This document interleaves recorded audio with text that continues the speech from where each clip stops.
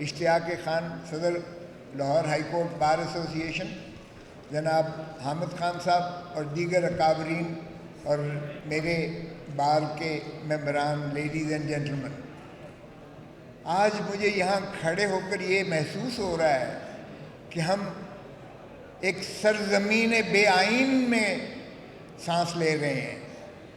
آج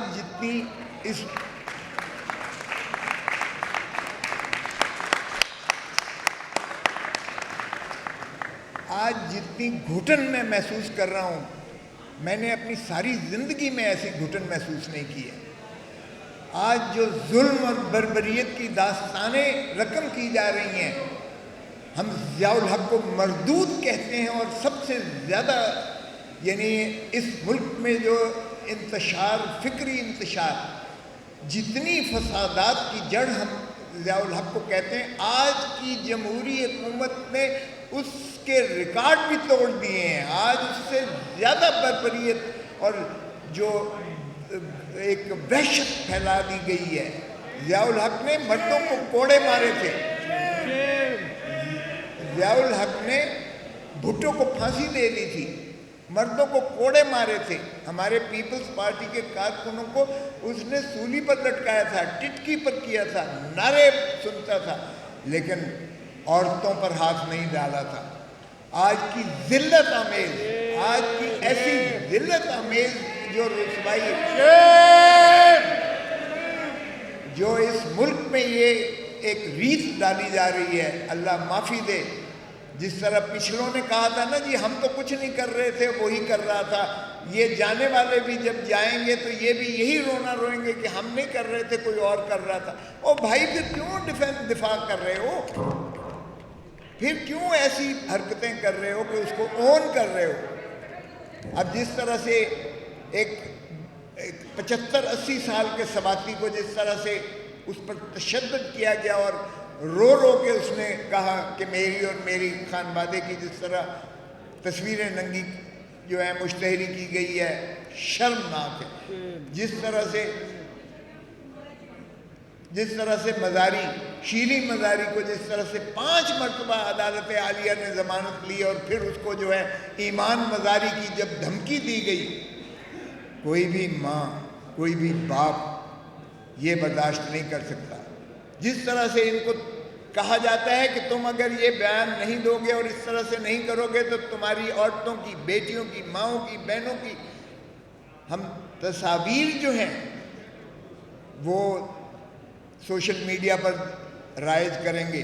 اللہ نہ کرے ہم میں سے کسی کو بھی اگر ایسی نوبت آئے تو میں کہوں گا میرے ماں باپ، دادا پردادا کی توبہ، میں سیاست سے باز آیا۔ کیا نہیں چلے گی۔ تو اس طرح سے اگر کیا سمجھتے ہیں کہ یہ ملک کو چلا لیں گے؟ آج جو معیشت کی بدحالی ہے ایسی تو کبھی نہ تھی۔ آج لوگ خودکشیاں کرنے پر مجبور ہو گئے ہیں۔ ہم آئی ایم ایف کے آگے بھیک مانگ کے، بھکاری بن کے بھی ہمیں جو ہے خیرات نہیں مل رہی ہے۔ ہم نے عوام پر اتنا بوجھ ڈال دیا ہے کہ ان کو سانس لینے کا ان کو جو ہے دقت ہو رہی ہے، دشواری ہو رہی ہے۔ ارے خدا کا خوف کرو، آج پھر کالے کوٹ کو پکار رہی ہے یہ دھرتی ماں۔ آج پھر وکلاء کو جو ہے وہی تحریک کی ضرورت ہے جو ہم نے 2007 میں کی تھی، جب میرا سر پھٹا تھا سب سے پہلے اب مال کی سڑکوں پر۔ آج پھر اسی اتحاد اور اتفاق کی ضرورت ہے اگر ہم نے آئین کو بحال کرنا ہے اور آئین کو دوبارہ سے اس پہ رول آف لاء کی طرف ہم نے لے کے جانے ہیں معاملات کو۔ دیکھیں ظلم کی ریاست تو چل جاتی ہے، بے انصافی کی یقین کیجئے گا، یہ حضرت علی نے فرمایا تھا کہ ظلم کی ریاست تو چل جاتی ہے لیکن بے انصافی کی ریاست نہیں چل سکتی ہے۔ اور میں توقع کرتا ہوں کہ یہ سپریم کورٹ ساری جو ہے اکٹھی 15 ججز ہیں، اگر جسٹس ہلالی آ جاتی ہے دوسری خاتون جو ہے سپریم کورٹ میں تو 16 ججز، یہ خود سو موٹو اس چیز کا نوٹس لیں کہ کیوں کر جو ہے عدلیہ کی تضحیک ہو رہی ہے۔ ضیاء الحق نے کہا تھا یہ چند کاغذ کے ٹکڑے اور اس نے اپنی جوتی کی نوک پر رکھا تھا. آج انہوں نے اسی آئین کو جوتی کی نوک سے بھی اوپر بکھیر دیا ہے ہوا میں. اب بتائیے گا کہ سپریم کورٹ کا فیصلہ کدھر گیا؟ میں پوچھتا ہوں 14 مئی کو الیکشنز جو ہے پنجاب میں ہونے تھے, کیا ہوا؟ کہتے ہیں ہمارے پاس جو ہے ہمارے پاس پیسے نہیں ہیں. ارے بھائی تمہارے پاس باقی تو ہر چیز کے لیے پیسے ہیں. اتنی بڑی کابینہ کے اخراجات کے تمہارے پاس پیسے ہیں. تم نے اتنے زیادہ فنڈ جو ہے اپنے ایم این ایس کو دے دیے کہ جو مرضی اللہ صلی اللہ کرو. تم بجٹ میں ذرا دیکھو تم نے کیا کیا رکھے ہیں چیزیں.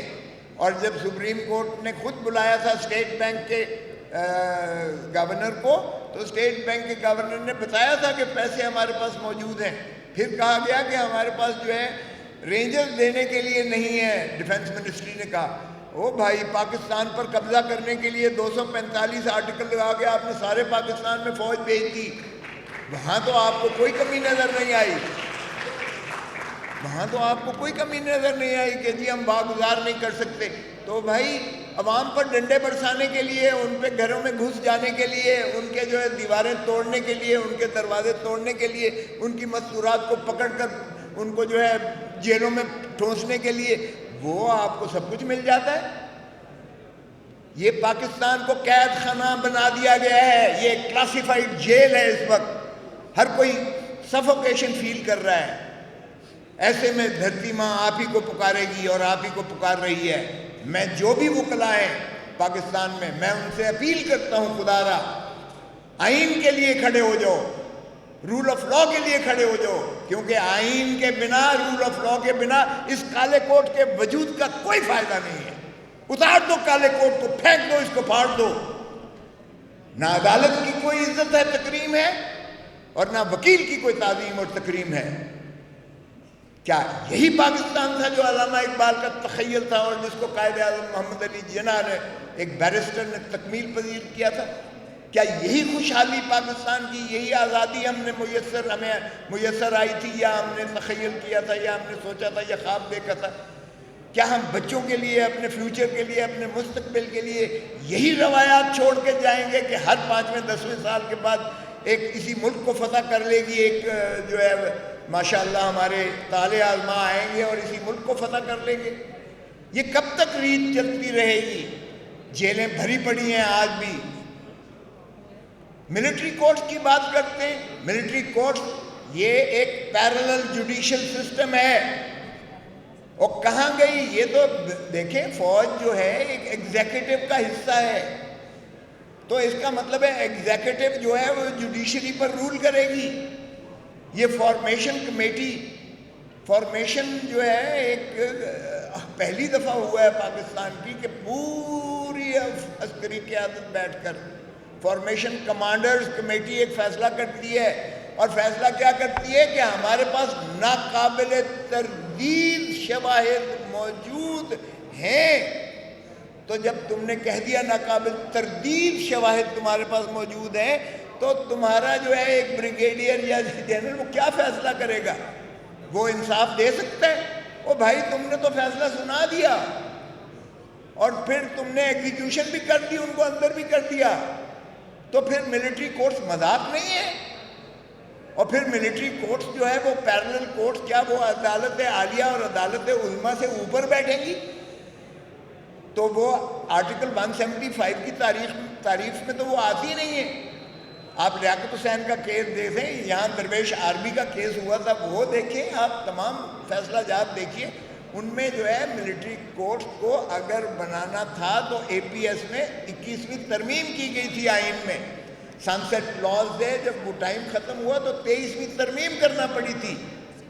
آپ آرمی ایکٹ کے تحت کسی سویلین کو آپ جو ہے ٹرائی نہیں کر سکتے. یہ ان کے بنیادی حقوق کے متصادم ہے. اور اگر آپ نے آئین کو اسی طرح روندنا ہے, پامال کرنا ہے, تو میں نہیں مانتا, یہ کالا کوٹ نہیں مانتا, ایسی عدالت کو, ایسے نظام کو نہیں مانتا. ہم اس بے آئین حکومت کو نہیں مانتے. جو آئین کو نہیں مانتی ہم انہیں نہیں مانتے اور نہیں مانیں گے. زندہ ہے, زندہ ہے, زندہ ہے, زندہ ہے. زندہ ہے، زندہ ہے۔ اور ہم جا رہے ہیں سپریم کورٹ کے پاس، ہم لے کے نالش جا رہے ہیں، اور انشاءاللہ آپ دیکھیں گے کہ ہم فل کورٹ کا ڈیمانڈ کریں گے، 15 کے 15 ججز بیٹھ کر اس کا فیصلہ کریں۔ ہم دیکھتے ہیں کون سا جج کہتا ہے کہ بنیادی حقوق کے متصادم نہیں ہے ملٹری کورٹ، ہم دیکھتے ہیں کون سا جج کہتا ہے کہ یہ جو ہے آئین کی تضحیق نہیں ہے اور آئین کی تشریح جو ہے غلط کی جا رہی ہے کہ ملٹری کورٹس بنا دیں سویلینز کے لیے۔ ارے بھائی پہلے تو یہ بتاؤ کہ ٹیپنگ کون کرتا ہے؟ فون ٹیپ کی آپ کو کس قانون نے اجازت دی ہے؟ ویڈیو ٹیپنگ آپ کس لا کے تحت کرتے ہو؟ کون کرتا ہے؟ سامنے تو آئے۔ ارے چھپتے بھی ہو اور سامنے بھی نہیں آتے ہو، آؤ تو صحیح سامنے، بتاؤ کہ میں نے ٹیپنگ کی ہے۔ اب تو آپ کی پرائیویسی ختم ہو کے رہ گئی ہے پاکستان میں۔ مجھے کہا گیا کہ جی تمہارا فون ٹیپ ہو رہا ہے۔ او بھائی ٹیپ ہو رہا ہے، میں نے کہا کرو ٹیپ، کرتے ہو، ہر ایک کا ٹیپ ہو رہا ہے تقریباً، جو بھی ذرا میرے طرح مشکوک بندہ ہے صدی کی ٹیپ ہو رہے ہیں یہ۔ اب ہم اپنے ہی دیش میں ہم مشکوک ہو گئے ہیں، ہم اپنے ہی دیش میں ہم جو ہے فریلی بات نہیں کر سکتے کسی کے ساتھ، اس خوف کے ساتھ۔ تو بھائی ٹیپ کرنی ہے تو پھر قانون بناؤ۔ آپ باتیں کرتے ہو یورپ کی، باتیں کرتے ہو امریکہ کی، سب سے بڑا جرم ہے یہ ایو ڈراپنگ اور فون ٹیپنگ اور ویڈیو ٹیپنگ، جرم ہے۔ آپ جرم بھی کرتے ہو اور پھر بانگ دھول کہتے ہو کہ یہ ہم غدار ہیں۔ ارے بھائی چلیں، آپ کہتے ہیں اے پی ایس پر جس نے، وہ آرمی انسٹالیشن پر جس نے، جینا ہاؤس تو ہمیں کبھی سنا بھی نہیں تھا، چلیں کور کمانڈر ہاؤس پر آپ کہتے ہیں کہ حملہ کیا وہ غدار ہے۔ او بھائی جس نے پاکستان کو برباد کر دیا وہ کون ہے؟ یہ بھی تو بتا دو۔ جس نے آئین کو روند کے رکھ دیا ہے وہ کون ہے؟ یہ بھی تو بتا دو۔ او بھائی ان کا ٹرائل کرتے ہو ملٹری کورٹ میں، پھر ان کا بھی ٹرائل کرو، جنہوں نے جو ہے پاکستان کو برباد کر کے رکھ دیا ہے، جنہوں نے آئین کو اپنے قدموں تلے روند کے رکھ دیا ہے، ان کا بھی تو کرو۔ جنہوں نے 90 دن کے اندر آئین کہتا ہے، تقاضا کرتا ہے، سپریم کورٹ کا حکم ہے 90 دن کے اندر الیکشنز نہیں کروائے، تو ان کو بھی تو پکڑو۔